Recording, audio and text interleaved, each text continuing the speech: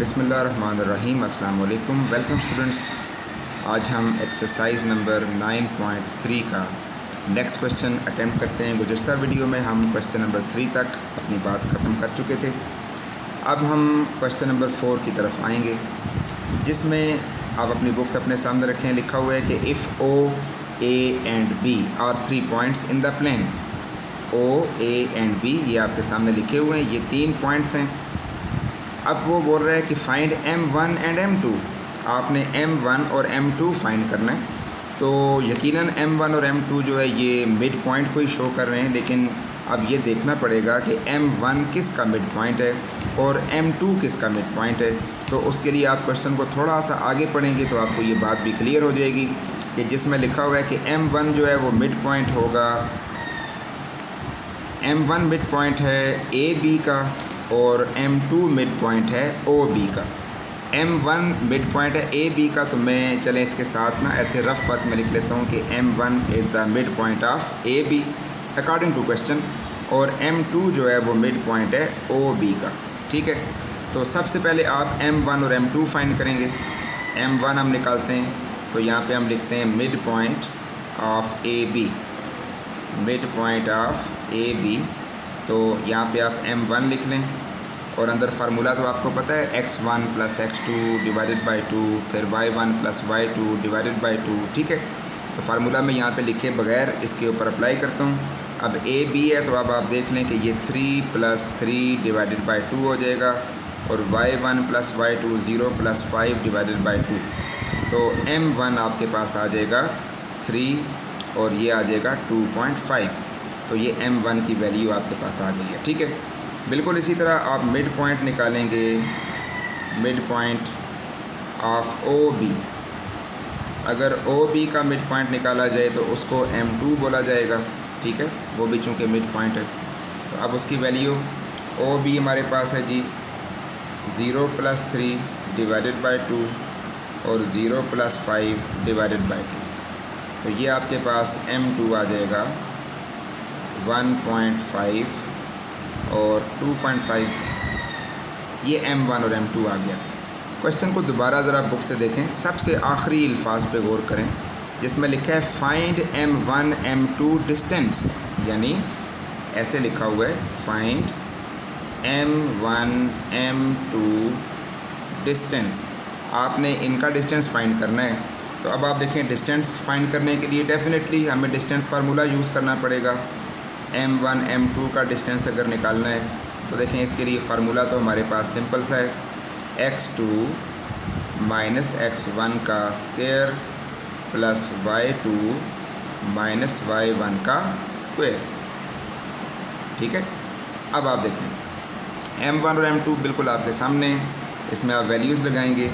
1.5 - 3 का whole square और ये फिर 2.5 - 2.5 का होल स्क्वायर। ठीक है, तो ये आपके पास अंडर रूट है। देखें 1.5 में से 3 या 3 में से 1.5 माइनस करें तो ये -1.5 आ जाएगा, और ये तो 0 का स्क्वायर आ जाएगा और ऊपर है इसका अंडर रूट। ठीक है, इसके बाद -1.5 का स्क्वायर 2.25 होता है और आगे तो 0 है। इसका आप अंडर रूट ले लेंगे तो वापस 1.5 आ जाएगा। तो ये जी आपके पास इसका आंसर है। 1.5 को अगर आप 3/2 भी लिखना चाहें तो वो भी करेक्ट है, क्योंकि 3/2 और 1.5 ये बिल्कुल एक ही चीज़ है। 3/2 को कैलकुलेट करें तो 1.5 आ जाता है। तो स्टूडेंट्स ये हमारे पास आंसर है इसका। ठीक है, तो ये क्वेश्चन नंबर 4 हमने कंप्लीट किया। स्टूडेंट्स, इसके बाद क्वेश्चन नंबर 5 पे अगर हम आएँ तो उसमें आपको 4 पॉइंट्स दिए गए हैं, A, B, C and D। इनके कोऑर्डिनेट्स भी आपके सामने स्क्रीन पे मौजूद हैं, हमने इनका ग्राफ भी बना लिया। ठीक है, तो वो बोल रहा है कि show that the diagonals of the parallelogram having vertices A, B, C and D bisect each other.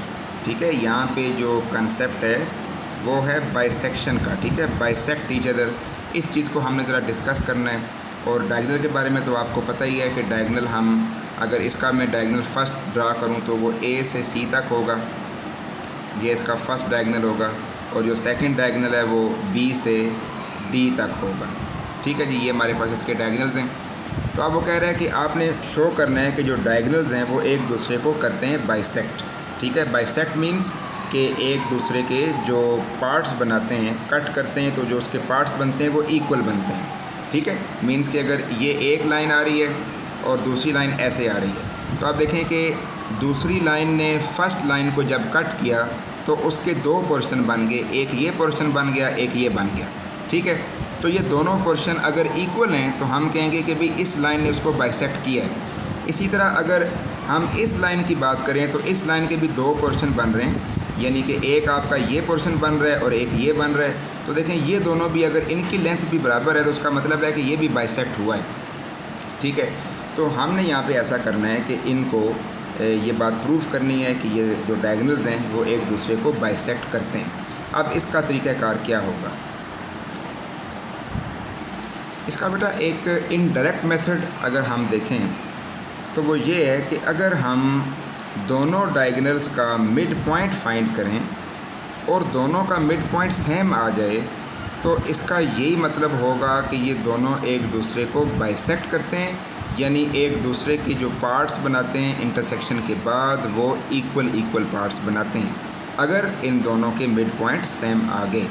ठीक है, देखें अगर हम यहाँ पे इस चीज़ की बात करें तो इस लाइन का जो मिड पॉइंट है यानी इसका सेंटर वो ये बन रहा है। ठीक है, यहाँ बन रहा है इसका बिल्कुल मिड। इसी तरह अगर इस लाइन का भी मिड यहीं पे आ रहा है तो इसका मतलब यही है कि ये पार्ट और ये पार्ट, इसी तरह ये और ये पार्ट बराबर हैं। अगर ऐसा ना होता, बिलफर्ज मैं ऐसे करता, अब ये एक लाइन मैंने ऐसे लगाई, एक लाइन मैंने ऐसे लगा दी। ठीक है, अब देखें कि इस लाइन का जो मिड पॉइंट है वो तकरीबन यहाँ पे बन रहा है, लेकिन ये जो लाइन आ रही है इसका मिड पॉइंट यहाँ नहीं बन रहा बल्कि इसका मिड पॉइंट किसी और जगह पे तकरीबन यहाँ पे बन रहा है, इसका मिड पॉइंट यहाँ पे बन रहा है। इसका मतलब है दोनों का मिड पॉइंट अलग अलग है। इसीलिए आप देख रहे हैं कि इन दोनों के जो पार्ट्स बन रहे हैं वो इक्वल नहीं बन रहे। मीन्स कि इसका ये पार्ट छोटा है, ये लंबा है, तो ये बाइसेक्शन नहीं होती। बाइसेक्शन का असूल है कि उसमें दोनों पार्ट्स इक्वल बने। ठीक है, तो अगर दोनों पार्ट्स इक्वल होंगे तो डेफिनेटली दोनों लाइनों का मिड पॉइंट एक जगह पे ही लाई करेगा। ठीक है, और अगर लाई ना करे तो उसका मतलब है कि बाइसेक्शन भी नहीं हुई है। अब हम ये देखेंगे कि क्या हमारी जो डायग्राम है इसमें जो दोनों डायगोनल्स हैं क्या इनका मिड पॉइंट एक ही आता है या नहीं आता, इसको हमने चेक करना है। तो सबसे पहले हम मिड पॉइंट निकालेंगे ए सी का, क्योंकि फर्स्ट डायगोनल हमारे पास ए सी है। तो यहाँ पे हम लिखते हैं mid point of A C, that is, चले हम उसको M1 कह लेते हैं। तो फार्मूला तो x1 x2 आपको पता ही है, 1 - 1 डिवाइडेड बाई 2 और 2 - 3 डिवाइडेड बाई 2। तो ये आपके पास इनका मिड पॉइंट आ जाएगा 0 और -0.5। ठीक है, तो ये M1 आ गया। इसी तरह अब हम निकालते हैं मिड पॉइंट, दूसरा जो डायगोनल था उसका नाम क्या था, मिड पॉइंट ऑफ BD। ठीक है, तो ये M1 है। मिड पॉइंट ऑफ BD अगर हम निकालें तो वो आ जाएगा 4 - 4 डिवाइडेड बाई 2 और 2 - 3 डिवाइडेड बाई 2। ठीक है, तो इसमें आप देख सकते हैं कि रिज़ल्ट्स क्या आएंगे, 0 और ये -0.5। ठीक है, तो देखें इसका भी मिड पॉइंट, दोनों का मिड पॉइंट आप देख लें, सॉरी ये M2 है, ये M2 है। तो दोनों का अगर आप मिड पॉइंट देखें तो दोनों का मिड पॉइंट सेम आ रहा है, यानी M1 और M2 जो है वो बिल्कुल सेम है। ठीक है, so it is prove that, हम यहाँ पे लिखेंगे, so it is prove that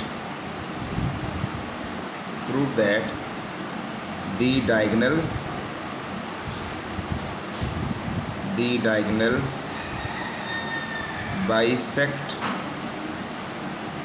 each other। ठीक है जी, तो ये हमने इस बात को इस तरीके से प्रूव कर लिया। तो बेटा होपफुली आपको ये क्वेश्चंस आज की वीडियो में समझ आ चुके होंगे। इसके साथ ही हम अपनी आज की वीडियो को एंड करते हैं। अपना ख्याल रखिएगा। अल्लाह ने के बाद।